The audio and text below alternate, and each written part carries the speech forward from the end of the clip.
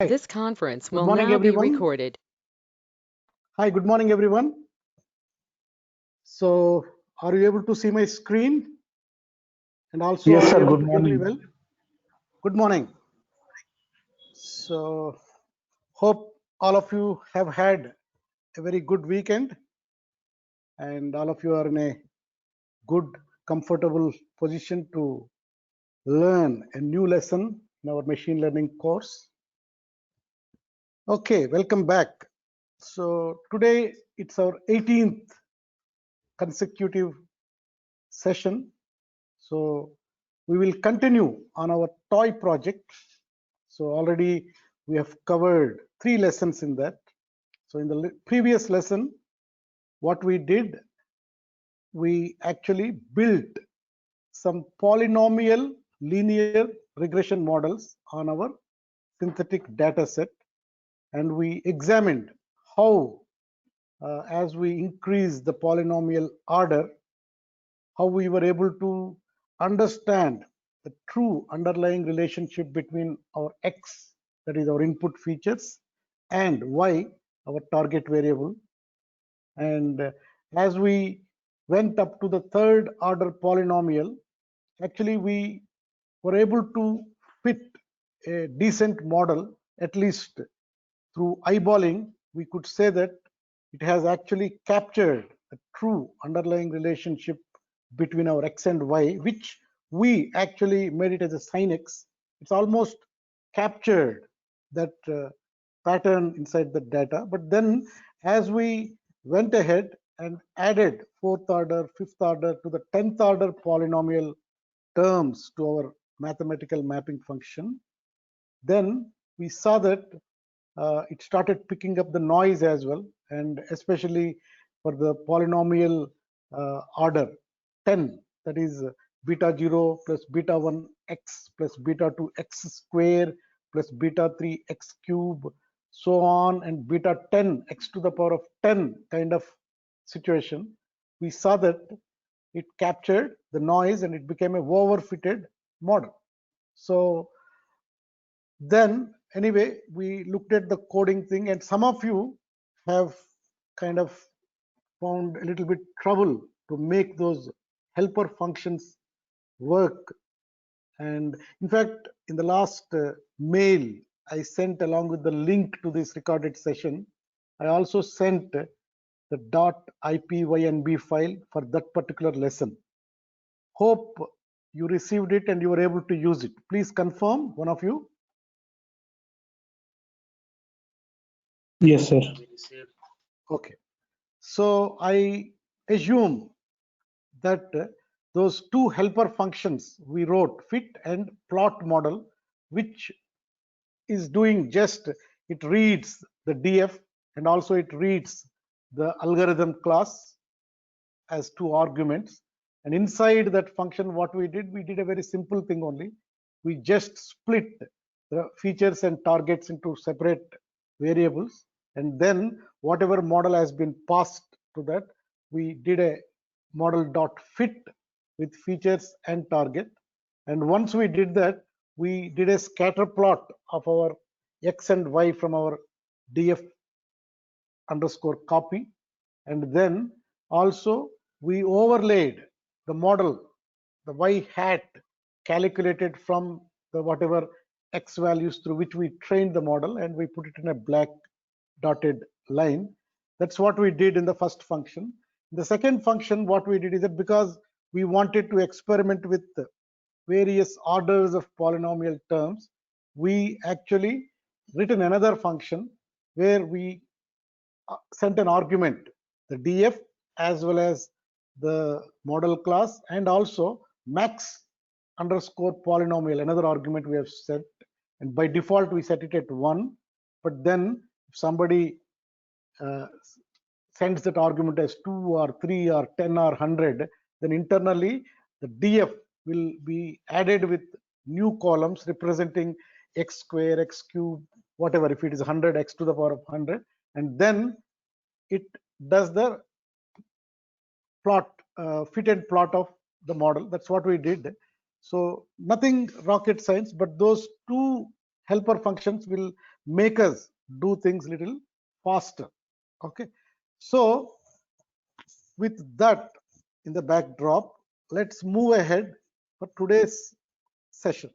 Okay, in today's session, our focus will be to change our gears a little bit and look at another computational model and machine learning algorithms around that computational models, and how we can build using those models, our ML kind of models, to predict which actually are designed or which will be useful for capturing non-linear relationships that might exist between our input features and the target variable in a very natural way.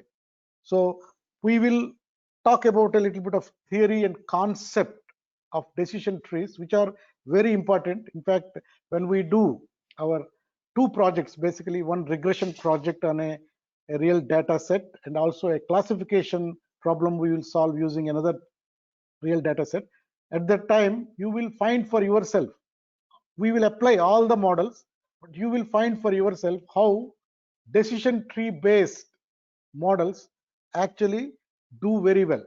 We can create winning models using decision tree based models. So that is why this is an important topic. But again, decision trees itself is a very large topic. Our goal is not to really master what is decision tree and build algorithms to convert tabular information to decision trees. All that we will not do, because it's a very depth oriented topic. That is not our goal. Our goal is to learn conceptually the decision trees and how they can capture very naturally the non-linear relationships that will exist in our data sets. And that is why they are very powerful. So we will only focus on that aspect of decision trees in the scope of machine learning model building. Hope all of you are with me. Yes, Madhu. Yes, Shall I sir. move forward? Okay. So let's quick recap. In the previous modules, we have been looking at linear or variations of linear model. If you really look at it, we started with a mean model, then we used a linear regression algorithm and fitted with x to the power of 1, that is y hat equal to beta 0 plus beta 1x, simple y equal to mx plus c kind of mapping function. And we built a simple linear regression model, and we found that it can only capture the slanted straight line kind of models only it can build. Then what we did, we actually added our polynomial terms, x square, x cube, x to the power of 4, but we use the same linear regression model. And because of these polynomial terms, we could capture the curvy nature inside our data. Okay, so that is one way to use linear models but still capture some non-linearity that might exist inside data using the polynomial terms, because polynomial terms will help you to understand the curvy nature of your data. Okay, so that's what we did. So in this lesson, we'll be shifting our gears and introducing a new paradigm of modeling, that is tree based models. Okay, very important. But again, as I told you, we will not go into depth. We will cover breadth wise and understand. Then when you have time, when you are really in that kind of context, you go into depths later. So what we will do is that how using this decision tree based models, we can increase the complexity a way up, and how do we use these trees to still reduce the complexity by way of tuning them using some hyperparameters and make them useful for our ML work purpose. Okay, so this is what we did in the last session. We built a third order polynomial regression model, and we could actually capture very well the true underlying relationship between our x and y, which was nothing but a sine wave. So with that mapping function, we could do that very well. And this we told it's a perfect fit. But again, through eyeballing, through visual ways only, we are able to tell it is the perfect fit. But actually, in due course, we will actually measure a lot of metrics around each of these models and then prove which model actually fits the best. But now we are saying this is a very perfect fit. So how did we achieve that? We used, so despite the curvature and increased flexibility over simple linear regression, we achieved it because whatever we did, polynomial regression models are still considered linear models only. We did not use any new algorithm. We have used the same linear regression model, that same class we have used. So despite the curvature and increased flexibility over simple linear regression, polynomial regression models are still considered linear models only because we have used linear regression algorithm. Okay, so polynomial regression is still linear in its model parameters. So what we did really is that we added new columns representing x square and x cube values. Okay, but then when the algorithm ran, it actually computed for the best fit model. It computed beta 0, beta 1, beta 2, and beta 3. And then we substituted those 4 betas into our mathematical function and also substituted x value in our table. And thus we have computed our y hat, that is the predicted variable, and that is what we plotted as this dotted curvy line. Okay, so basically nothing changed, same model we have used, and only because we have used these polynomial terms, actually we could observe the curvy relationship. Okay, so what are these model parameters really? These model parameters are learned by your algorithm for your particular data, whatever data you have inputted, the features and target. For that, it optimized its cost function and arrived at a particular best fit curve. And for the best fit curve, it has computed beta 0, beta 1, beta 2, and beta 3. And then those things we have substituted, and these are the values actually computed by our third order polynomial regression. For beta 0, it was minus 0.27. For beta 1, it is plus 1.79. For beta 2, it is minus 0.80. And for beta 3, it is plus 0.08. These beta values, for every x value on our table, we substituted that x and calculated y hat. And when we plotted x versus y hat, we could see that curvy output. Okay, so in other words, in our regression models, the relationship between each input feature and the target variable is modeled as a linear one. That is, it has only computed those coefficients. Why this curvy relationship is happening? It is because of our polynomial x values. If we would have put any other x values, it will be still a straight line because of this x square, x cube. Because as x changes in a particular way, x square, x cube, x to the power of 5, they actually change in an exponential manner. And because of that, these new betas are calculated. When we are substituting all of them into that y hat, then we are able to observe our curvy things. Okay, so even though we engineered a new non-linear input features, x square and x cube from x, the algorithm treats x square and x cube as separate features and learns linear model parameters for each of them, beta 2 and beta 3, that is coefficients. Okay, so this is what we have done. So let us actually go back a little bit to, let me talk about my point again.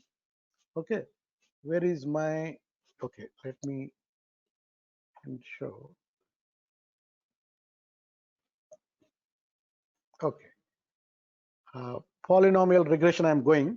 So I want to demonstrate to you why this x square and x cube behave that way. If you give any other x values, any other features, then it will be still showing slanted lines only.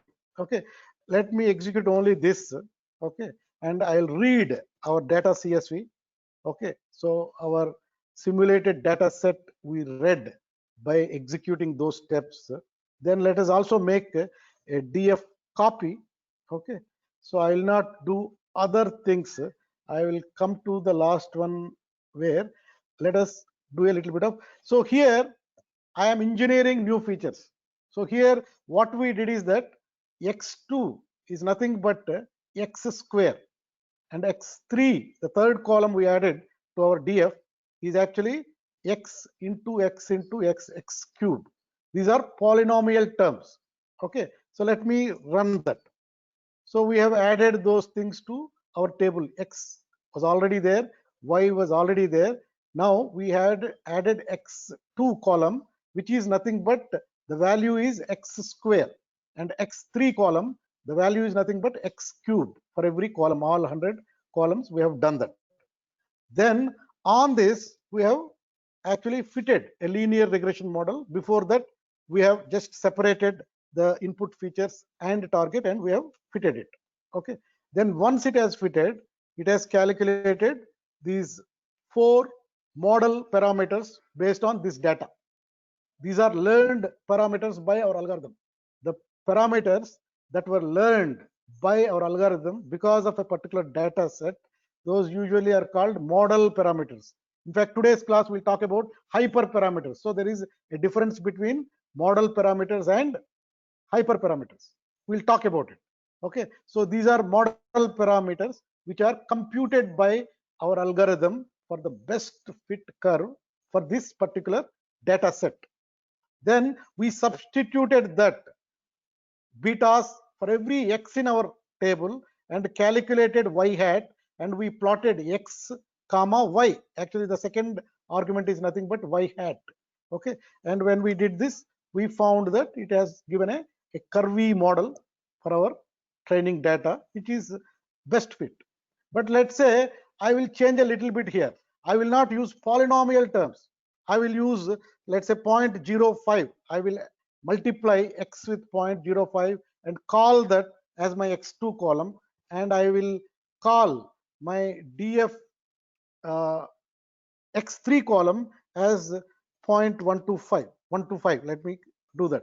So I am not really using in my 2 new columns, that is x2 and x3, I am not putting polynomial values of x, but I am using some other values of x which are multiplied by some scalars.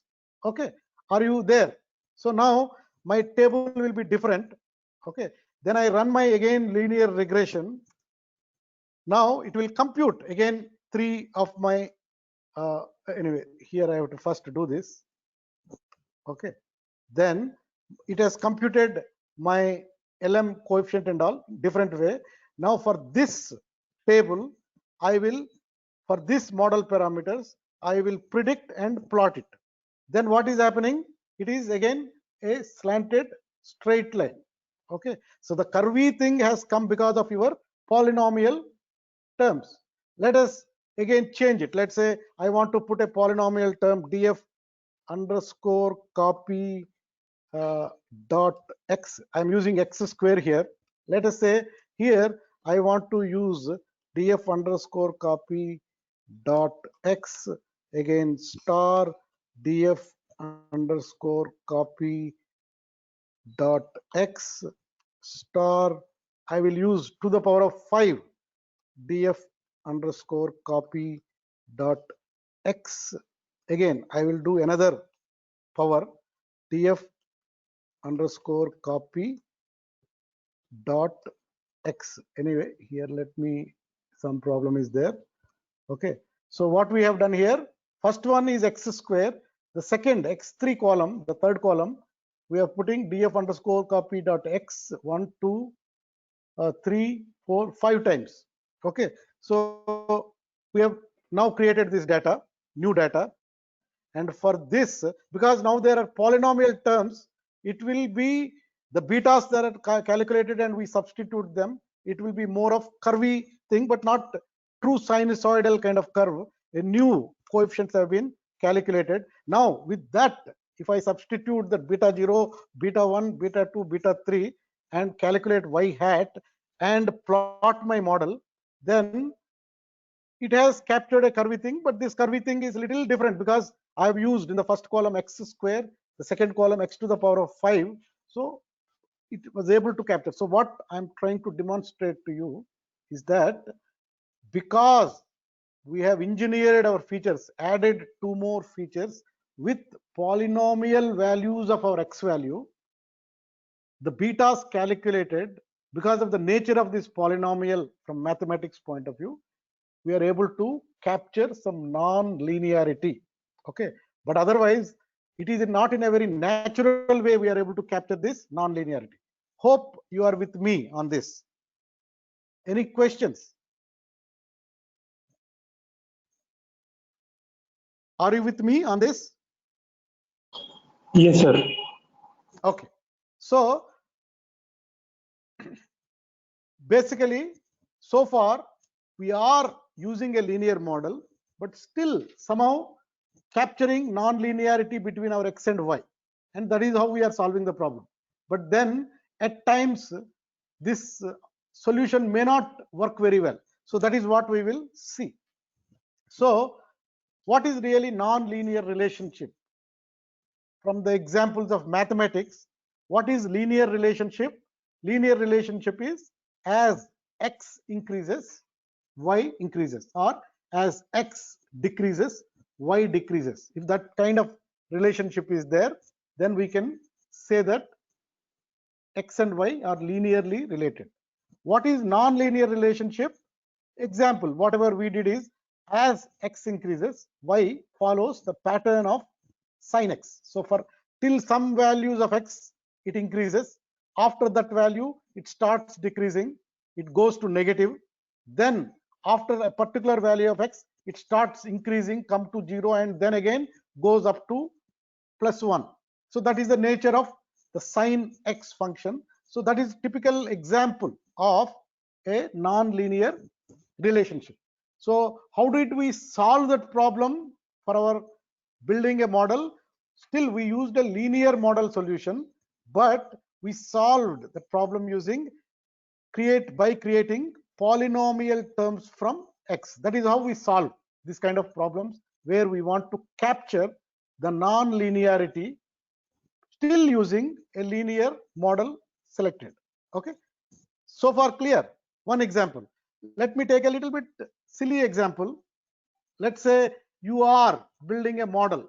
So typically when we go to the movies, go to the good movies, actually we see more movies, our happiness will be more. Agreed or not? Generally those who enjoy movies, if they see more movies, happiness will be higher. So let us say we want to capture that.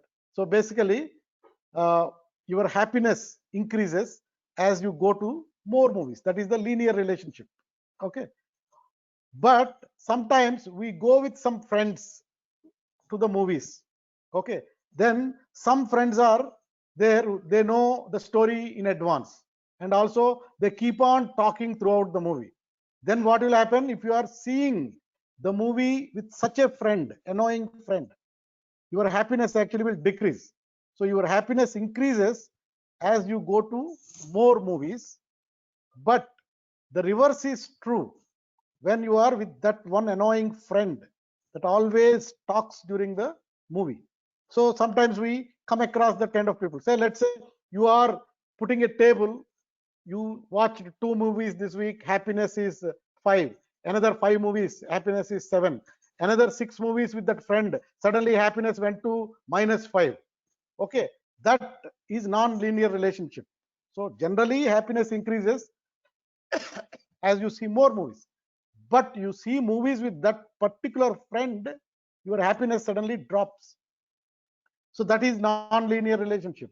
So if you have to capture that kind of thing, still build a good model, then we can use linear models, but we have to build new features, create interaction terms between number of movies watched, and indicator variable for each of your friends. Let's say 2 columns you have to have, number of movies and friend.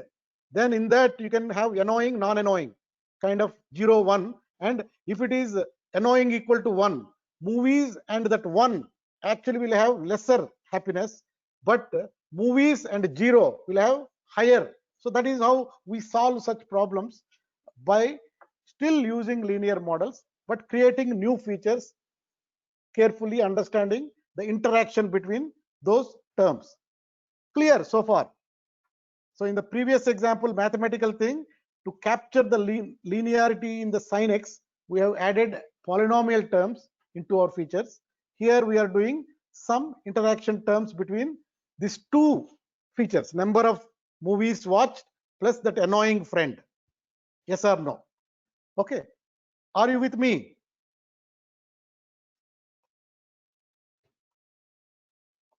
Can Yes, I move sir. forward? Okay. Yes, sir. So let me take another example. Okay, let's say there is a real estate transaction price.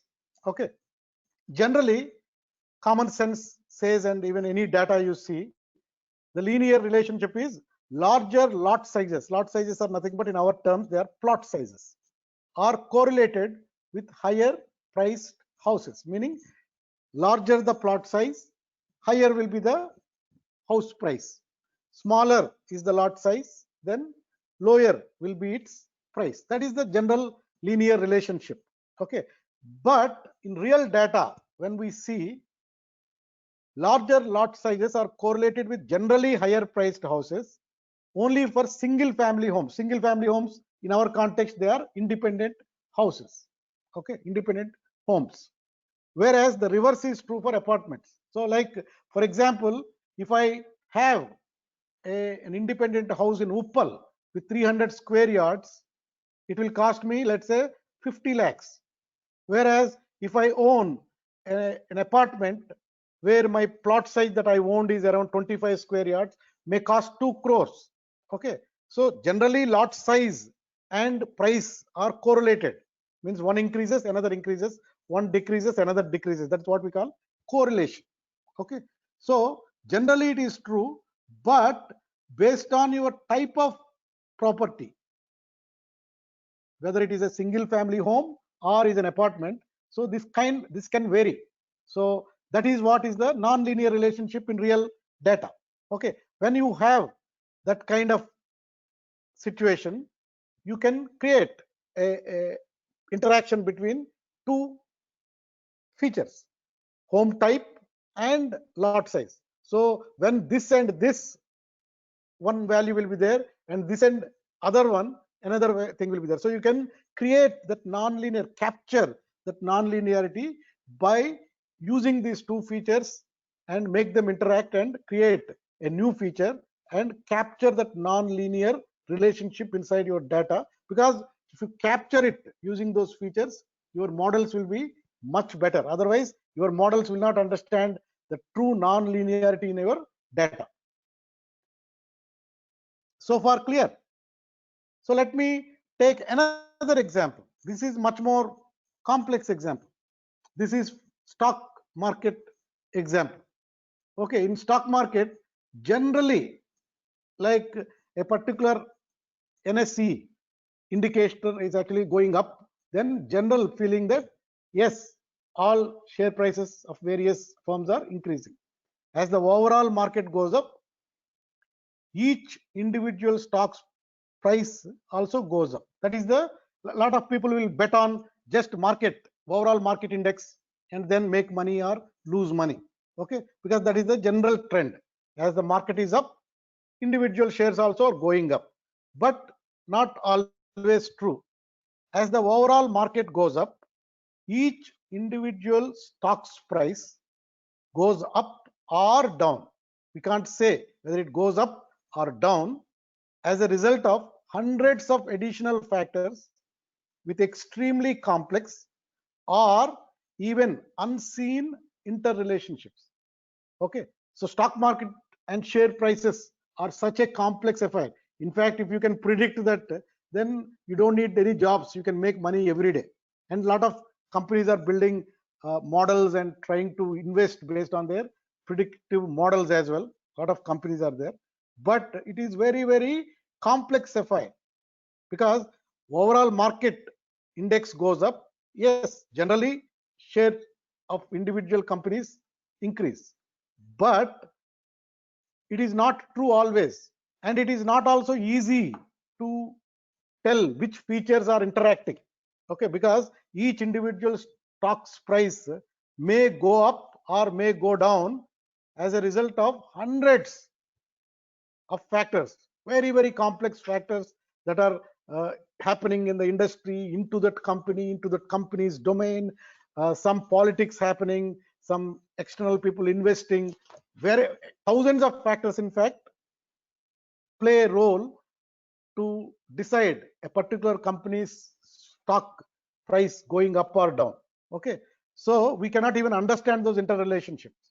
So in this kind of situation, it is not as trivial as the previous examples that okay, one annoying friend, so I put another column and tell my model that deal with this non-linearity, or lot prices, lot sizes and home types, you combine them in an interesting way and tell your algorithm observe this non-linearity. Easy. But when it comes to this kind of very complex situation, there is no way you can use linear models to solve your non-linearity problem. Okay, that is the problem. Up to some extent, our linear models will be able to solve problems that result in because of some non-linearity in your data. But if it has to do it in a true way for these complex problems, we can't deal with that using this only. So we need another solution. In other words, in our regression models, the relationship between each input feature and the target variable is modeled as linear one. So even though we engineered a new non-linear input features x square and x cube from x, the algorithm treats x square and x cube as separate features and learns linear model parameters for each one of them, beta 2, beta 3. These are linear parameters. Okay, and that is why the key takeaway from all this discussion I am doing is, even when it is possible to imitate non-linear relationships with linear model, it is not always easy, often requiring you to anticipate the right features to engineer. For example, our stock pricing model. Okay, so we have to figure out, is there a way to naturally model non-linear relationships? Because if we can't, there is a problem. We cannot build models. That is where something that comes very handy to us is actually the tree-based models. Okay, so far, any questions?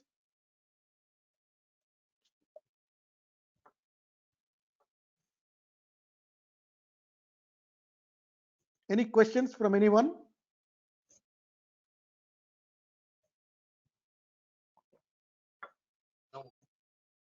No? Okay.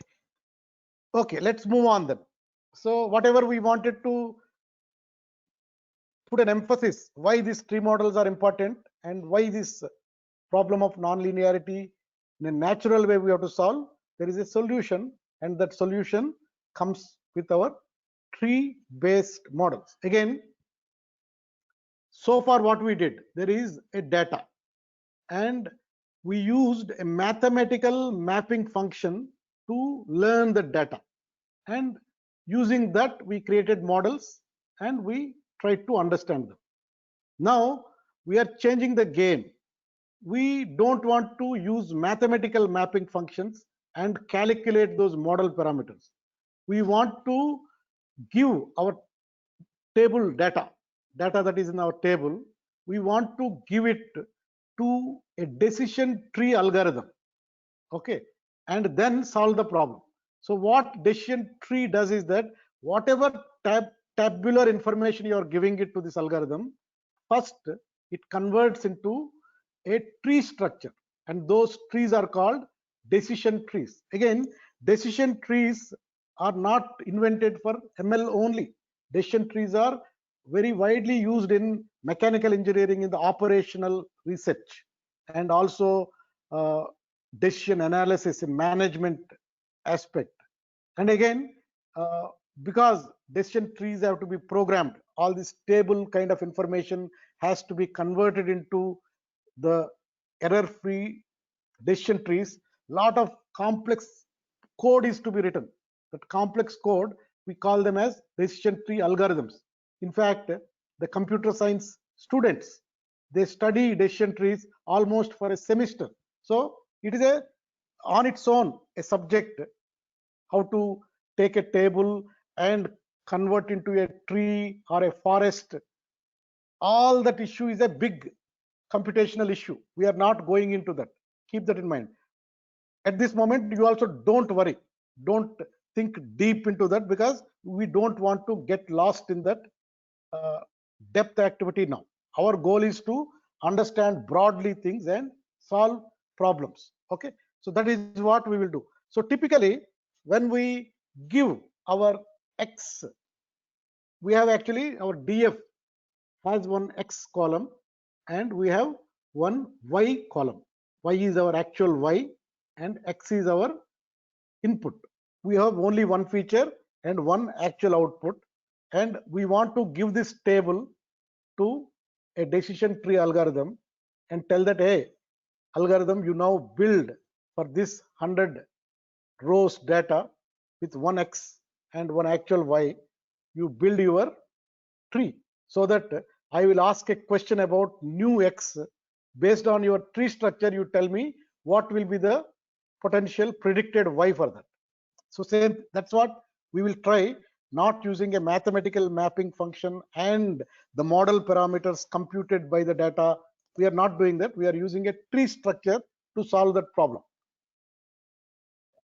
So what happens really is that now I have X and Y, some values are there, and this I gave it to a decision tree algorithm, and then it has created this kind of tree for me. Okay, so basically if you look at this tree, this is the root started there, then it has branch nodes. The branch nodes are further divided into multiple branches, and the tree grows, okay, from the root to branch to further branches, like that. It keeps on growing, and finally it will stop. For these nodes, if you look at, there are no lines with arrows coming out of them. So these are usually, we call them as leaves. Okay, so tree will grow from the whatever root to branch to branch to branch to branch to branch, and finally stops at the final leaf. Okay, and if you look at from a decision tree point of view, these are all called depths. Okay, if you look at it, this is the highest, this is the depth 1, depth 2 and depth 3. Okay, and these are leaf nodes. Okay, so what really decision tree algorithms do is that they randomly pick up features. Now only one feature is there. Okay, but let's say there are 100 features. That is also, all 100 features will be used in your decision tree with various nodes and all. But in this, what it has really done is that it has randomly picked a value of X. Okay, and it has put a split here, X less than or equal to 3.3.2. Okay, whatever true for that, it has put on the left side. Whatever on the false side, it has put on the right side. Okay, so while doing all this, the algorithms, they do randomly. Okay, they are programmed to do randomly. So typically what they do is that they start with one top split to start with, and then they will try to achieve, because in our table there are 100 samples. Okay, so it will try to find a particular split. X is less than or equal to 3.3.2 it has chosen, because the gain, it will try to balance the tree to start with. So if you look at on the right side, using false side, there are 47 samples. On the left side, where this condition is true, 53. And then it will not stop there. It will go and split further the second node. Again, second node, if you look at true side, 8 samples here. If you look at here, false side, again true side, 39. So it is, this is what we call information gain. Okay. So, but the logic right now, don't worry. Whenever you give a table like this to a decision tree algorithm, okay, the decision tree algorithm will build a tree for you. Actually, here we stopped. It will go and finally, whatever these leaves are there, it will create 100 leaves representing each value. What is the x value, and for that what is y? That will be one leaf. Second value of x, second value of y, like that. Basically, decision tree, what it does, this table of information, it will memorize in this tree structure. Okay, that is what really decision trees do. Now, using this decision trees, we want to predict for new values of y. So far, any questions on this decision tree thing? Again, when we do project, we'll talk about decision trees again, but right now, any questions? Madhu, what is MSE? Yeah. Joseph here. Mean squared error. So here, x is our x value, mean squared error 0.62 through, that is what basically it is predicting a value of minus 0.07, but there are 100 samples are there. So from that, again, we'll calculate MSE, MAE later on, but that is, MSE is mean squared errors. Samples are how many observations are there. Value is the y hat value. Okay. Okay. At this split, if you look at it, MSE is 0.012, the last rightmost I'm talking. Only 2 samples are there. So value is minus 0.615, means to predict this, a particular value, it will go like this, like this. It's called a decision path. So if you give a value to be predicted and it goes like this and predicts, this is called nothing but a decision path. So to predict this, it will go like this, and this is my decision path. So it uses the decision paths to predict. I will demonstrate it to you. Just so again, coming back to our third order polynomial, this is how we have done. Okay, but when we do a decision tree based algorithm and fit it, this is my red dotted line. Okay, I get the output like this. It is not a very good curvy kind of model. It is showing that non-linearity. It is up till this, it is okay, then suddenly dropping down. From here, it is going up. For this, it is staying same like this. It is a true non-linear relationship. Okay, though we know our data is more of a sin x, but when you do a decision table model, it will capture such non-linearity and build a model for you. So far clear? Okay, so let us understand this decision tree and how predictions are made by tree based algorithms. So earlier we have used beta 0, beta 1, that is calculated by your algorithm for a particular data. Okay, and that we have used to predict. Here it is the decision paths that will be used to predict. Okay, so instead of multiplying by coefficients, you would go down the decision path for an observation that you want to predict. Let me demonstrate to you. Let's say we wanted to predict for x equal to 4.5. So my x is there, y is there, my y hat I want to predict. So x and y 100 values I gave it to my decision tree algorithm. So it remembered the data now. Now, after it created a tree and a model, then I am asking it a question, hey, predict for me 4.5, what is my y hat here? This is not the one, y hat. Predicted y, what is it? So that is what we are doing. So what it does, it doesn't use beta 0, beta 1, beta 2 because it's not a mathematical mapping model. It is a tree structure created out of your data. Okay. So what it does, it actually traverses through decision path by asking this splits question. So my prediction I want to make for 4.5. So this is the value for which I want to make a prediction. So first it will go top of the tree. X is less than or equal to 3.3.2. Okay. So it is true or false. X is actually greater than 3.332. So it is false. Okay. So it comes here to the false side of the node. In this node, further we have split the data and we are asking with another split the question.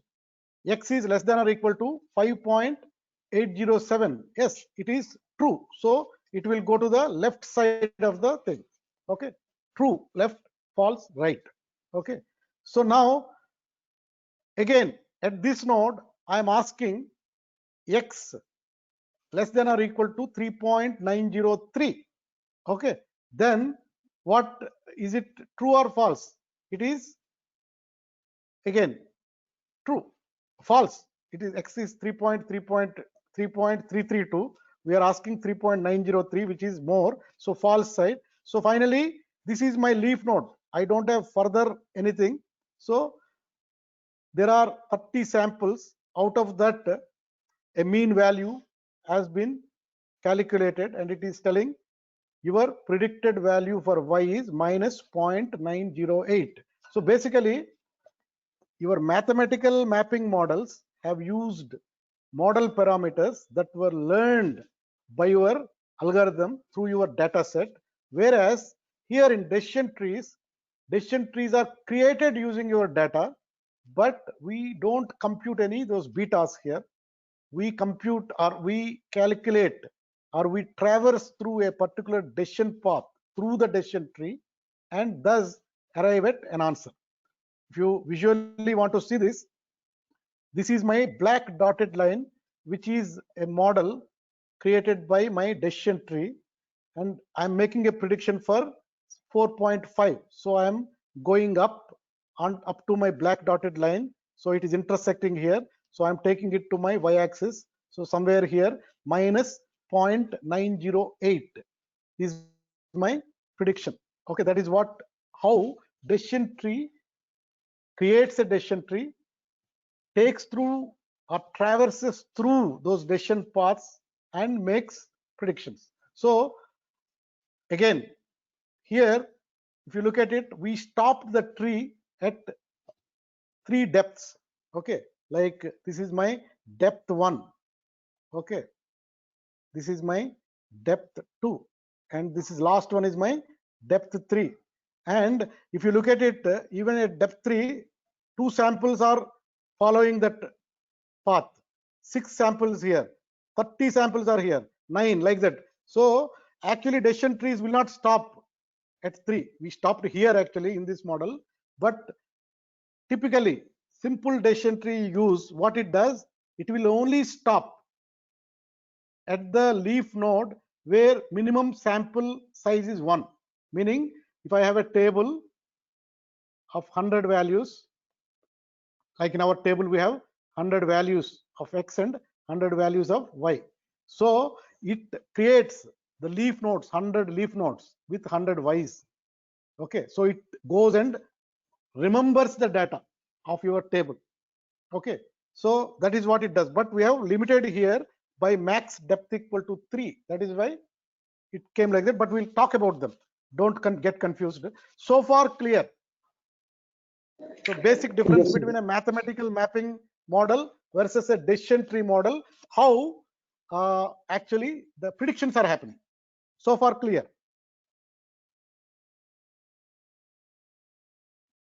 Any questions? No, Madhu. Okay, we'll go forward. Yeah, fine. So let me, so a decision tree, when you use in a pure form, just use a decision tree algorithm to model your data, then by default it will create unconstrained decision tree. What is unconstrained? It will grow on and on and on. It will start a tree, goes branch to branch to branch to branch to leaf, and stops only growing when it actually remembered everything in the data. That is the nature of a unconstrained decision tree. Okay, so for this 100 value data, if you let it grow unconstrained, actually this is the decision tree created by our algorithm. Okay, so started somewhere at a particular split of x, then it split. If you calculate all the leaf nodes bottommost, there will be 100, where minimum leaf size will be 0, because further there is no. So basically, using this unconstrained decision tree, your model has remembered all the data. When remembered all the data means it remembered signal and the noise in the data. So then these kind of trees are not very useful. If you use unconstrained decision trees to build models, then they will stop at leaves of size 1. So like if you look at it, this is a sub branch of your the decision tree, same thing I have shown previously. So here only one sample. So for a particular value of x, okay, this is actually x is it has actually remembered the particular x and y values. Okay, if you take little bit more branches, the final leaves are all having samples equal to 1. So basically 100 samples it will stop. Okay, so you use that kind of unconstrained decision tree and build a model. This is the kind of model will be built. Here the black dotted lines are your model. So what is this? This is actually remembering every data point in your data set. Okay, it is an extremely overfit. So if you, there is a x, there is a y. Okay, so y hat, if you calculate, same y will be there. Okay, means the y hat minus y, let's say yi, forget about it, I'll write again, y hat minus y sigma square of this, so it will be 0 actually. Okay, mean squared error will be 0 between this y and y hat. So it will remember every point. So this is a extremely overfit. Basically decision trees, unconstrained decision trees can take a tabular information and memorize the tabular information in a tree structure, and that memorization process will help us to make few decisions. That is why decision trees are actually invented, but we are using them for predictive modeling in ML. But this, is it useful? This kind of model, is it useful for us? This will be very accurate for training data. If this is the training data, absolutely no problem at all. But if I show it some new unseen data, unseen new data, then it has, because it has picked a lot of noise, that will be very inaccurate. Okay, then I cannot use it, because this is a very serious overfitted model. Okay, so we cannot use this. This unconstrained tree has overfit the training data set. In fact, it has memorized. So how do we then use our decision trees? So how do we get from this kind of overfitted memorizing models to something like this? Still it is following step kind of sinusoidal wave, but it is much better than this. How do we move from that unconstrained to this? That is where actually we use decision tree algorithms have something called hyperparameters. Okay, and hyperparameters are not model parameters. Hyperparameters are some values that we adjust from outside, because we are adjusting some things from outside. As we call the model class, we are calling them hyperparameters, and that adjusting we always call it as tuning. So usually decision tree algorithms we tune using some hyperparameters to smooth our prediction models. Okay, we'll look at that. Okay, basically two solutions. We'll talk about many solutions when we do real projects, but for now, solutions to overfitting from an unconstrained decision tree. Okay, there are ways to take advantage of the complexity, flexibility of the decision trees while reducing the chance of overfitting. So we'll talk about two solutions now. Okay, one solution is that using these hyperparameters and tuning them, you can put a constraint on your decision tree. Okay, that is solution one. We'll talk about solution two also. Just right now, keep in your mind solution one. What is solution one? I will apply a set of constraints on my unconstrained decision tree, and those parameters I'm calling it as hyperparameters, and I adjust them, and based on those adjustments, adjustment process is nothing but tuning. Using the tuning process, I will smoothen my outputs that are coming out of my decision tree algorithms. Okay, solution number one we are talking. So in solution number one, we can control a parameter, hyperparameter, an external parameter called max depth. Okay, if you unconstrain it, it will go to the depth till the last leaf where minimum sample size is 0. But actually here, by putting 3 as my max depth, I am actually constraining my tree. I'm telling that, hey tree, you grow, but you stop as you went to 3 branches depth. You have to stop and then produce an output. That is the example 1. So I am stopping my tree at 3rd depth only. I'm not letting it to grow further till final leaf. So far clear? Yes, sir. So if you do that, then that unconstrained was very overfit. This is the kind of model we'll get when we constrain using max depth equal to 3. Okay. Now there is another parameter. We can control that. That is actually minimum leaf size. So grow till you reached a particular node where samples equal to 10.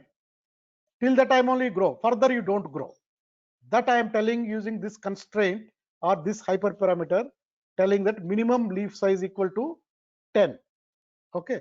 Then it will grow and it will stop at a leaf node where the samples meeting that a particular kind of whatever decision path 10 are there. Below 10 it will not go. Okay, then I'm getting a model like this. Okay, fine. So again, you can use all these in combination, minimum leaf size and max depth. You can choose many values for minimum leaf size. You can choose many values for max depth as a combination and build all those models with all those combinations and calculate your metrics and choose which combination actually worked very well.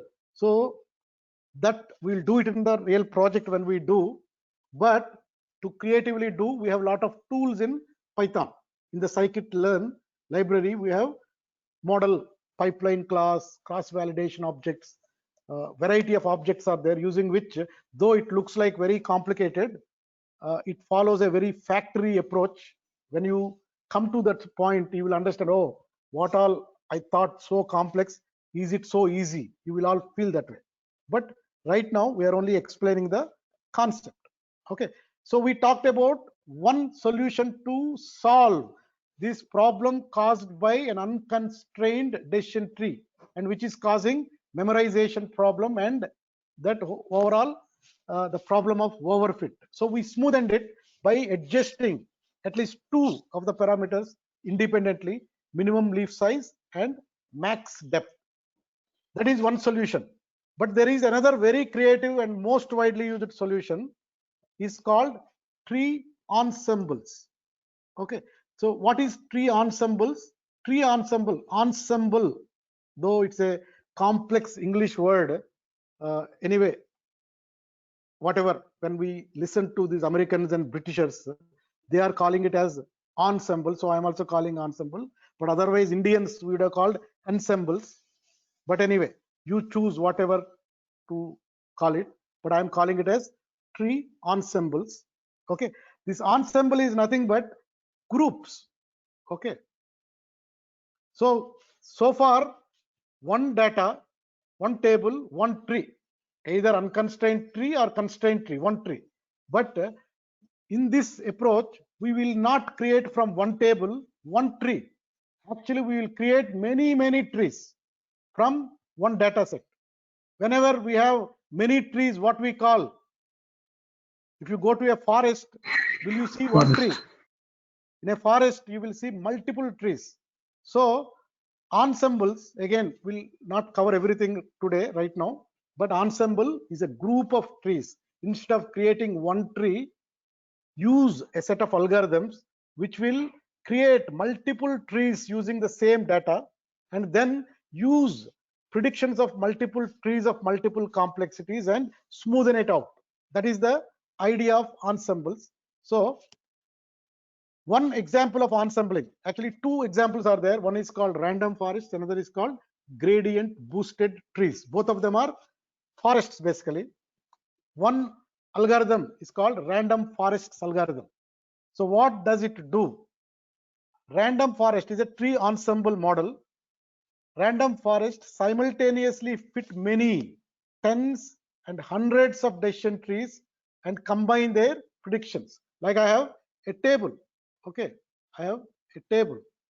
This is my x1, x2, x3, x4, x5, and y. So I have 5 features and one thing, and I have lot of observations are there. Okay, let's say 1000 observations are there in this table with x1, x2, x3, x4 as my input features and y as my target variable. That is my table. Okay, now when I give this table to a random forest algorithm, what it does, it builds out of this data many decision trees, tens and hundreds. You can control. By default, it will actually create 10 trees, but if you want more trees, you can control a parameter, something called n underscore estimators. Okay, we'll come to that later. But and it builds and predicts using all the trees for a particular using their decision path and combines that output to smoothen the output. Okay, that is what a principle of bagging, and actually in this bagging kind of principle is used. Don't worry, we'll talk about it later. But it combines. For now, you keep it in your mind. Tree ensembles don't create one tree out of one of your table. They will create groups of trees. That is why we use this ensemble. Ensemble is nothing but grouping. So random forests is one example, and it simultaneously fits many tens and hundreds of decision trees and combine their predictions. And each tree is fit on a random subset of observations and features. So again, it is all random. That is why we are calling it random forests. It is not in your control. Okay, one tree will pick up x1, x2 and first 20 observations. Another tree will take x1, x2, x5. It takes 50 observations. Another x1, x4 it will take, and it will take 15 observations. It is random. Okay, NP comes in place there, and automatically it creates those tens and hundreds of things. So far clear. And it predicts using every tree that has been created randomly and effectively smoothing out their predictions using some techniques called bagging and boosting. So random forest uses one technique, gradient boosted trees uses another technique. Boosting technique is used by gradient boosted trees. Don't worry right now. We'll talk about all of them, and we use all of them in our project. Okay. So its individual trees can be very complex. This is the individual tree for our data. Very complex. It started at this root, it branched, finally 100 leaves only, it stopped. This is an unconstrained individual tree. But in ensembles, what we do, we create a forest. Okay, we are not having a tree of that complexity. We have we are having, oh sorry, these are all my individual group of trees which are randomly picked up. Okay, so it's a collection of trees. That's why I'm calling it as a forest, not one big complex tree. These are by default some 10, okay, randomly picked up trees by randomly picking up number of observations as well as randomly picking up number of features. So this kind of model, again we have to constrain it. If we constrain it, this random forest kind of model has created this model. It's almost a non-linear, it is demonstrating, but it captured the underlying pattern inside our data very, very closely. In fact, it can compete with our third order polynomial regression model. Anyway, third order polynomial regression is working fine because our true underlying relationship is sin x. Okay, so we will almost always use ensembles over single decision trees. Okay, never we will use single decision trees. Ensemble, in fact, when we do our project regression as well as classification project, when we do many models will build using many algorithms, and finally the winning models will be these tree based ensembles. Okay, because of their capturing that non-linearity in a very realistic manner. That's why they are winning models. In fact, when you go to Kaggle actually there is a website where you can compete. They will give a data set, they'll throw a problem. Actually in the world, lot of enthusiasts, they compete. Sometimes the prize money will be almost $1 million. So a group of people will compete. And lot of historical data, a lot of historical models will be there. And generally the winning models are all decision tree ensemble based models. So that is why you understand it carefully. Okay, so the next part is our coding section. So what we will do is that we will do day after tomorrow coding, because it's already 10:05. So today it's all theory class, no coding. But with this conceptual thinking behind you, we will try building various models and see what happens. Okay, any questions so far?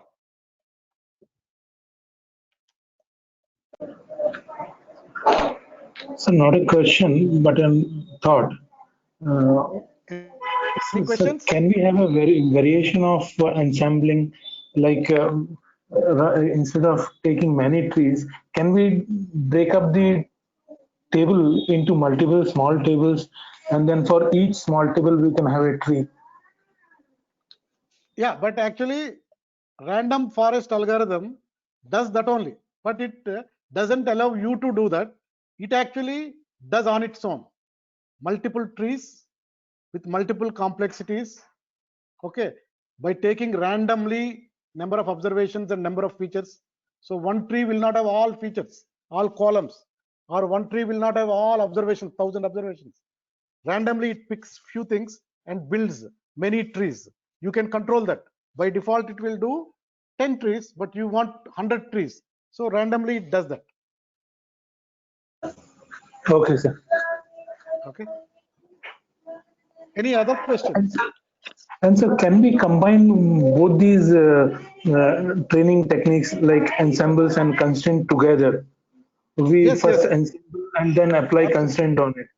Yeah, in fact this particular model is created using a random forest regressor with max depth equal to 3, because even random forest without constraint will become overfit on its own. So we have to even tune a random forest regressor with max depth, minimum leaf size. We have to do that. You are right. This particular model Okay, is created with a random forest regressor with a constraint of max depth equal to 3. Anyway, you will do this in the next section. Madhu, sir, thank you. Joseph here.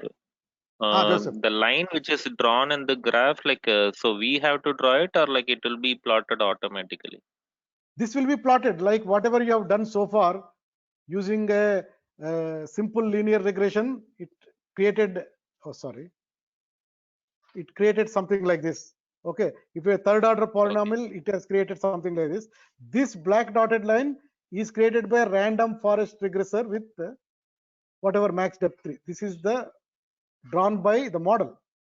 When we put our table x, y, and based on where it has stopped, the particular random forest predictions, it will do y hat. Okay, then those y hat values are plotted on the y-axis along with your df.x here. Same thing, whatever we are doing, same thing here also. We are not drawing. Okay. Thank you, Okay. Madhu. Yeah. Any other questions? So I have a question on scatter plot. So we have seen that the plot scatter remains same for all values of x. For example, when we have multiple variables, multiple polynomials, x2, x3, x4, then also it remains the same. So in that sense, it is not reflecting the.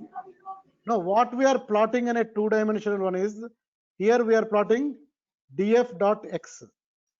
Okay, here we are plotting df.y, whatever value here, whatever dfx comma coordinate is dfx comma dfy, that is being plotted as scatter plot. Okay, now let's say this is x, I have another dimension df.x1, then I need to visualize using 3D scatter plots. They are possible. Okay, your PyPlot and Matplotlib have 3D scatter plots also. Then, but again, we are not going into that. Okay, you can see, but beyond 3 dimension, even imagining and visualizing will become tough after that.